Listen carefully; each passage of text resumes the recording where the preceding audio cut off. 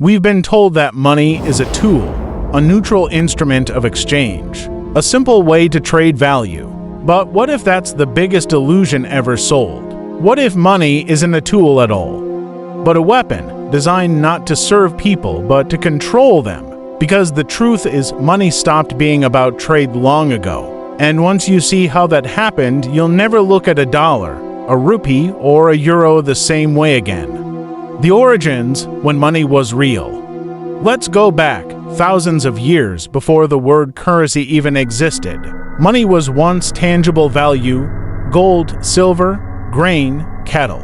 You couldn't print a cow. You couldn't forge gold out of thin air. It was real, limited, and tied to effort. In ancient Lydia, around 600 BCE, the first standardized coins appeared. Stamped with the seal of the king, they represented real metal.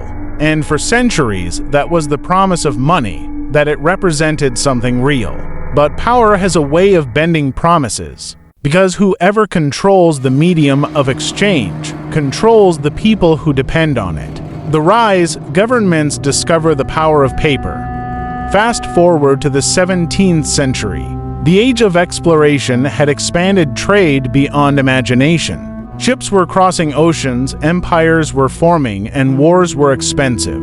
Gold was heavy, hard to move, harder to hide, so governments found a shortcut: paper promises. In 1694, the Bank of England was born, the world's first central bank. Its purpose: to lend money to the government in exchange for bonds.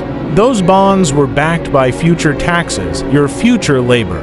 Suddenly, money wasn't gold. It was debt, created, issued, and controlled by a few. And for the first time, the state discovered something extraordinary. You could fight wars, expand empires, and control nations, all without ever running out of gold. You just had to print promises. The breaking point, when money lost its soul. Let's jump to August 15, 1971. President Richard Nixon appears on television and announces something that would change the world forever. The United States is temporarily suspending the convertibility of dollars into gold. Temporarily. That word would become the most expensive lie in history.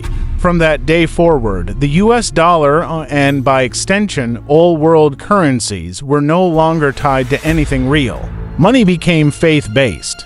It only had value because governments said it did. And once that link was severed, the floodgates opened. Governments could borrow without limit. Banks could lend without restraint. And inflation, that invisible tax, quietly began stealing purchasing power from everyone who held cash.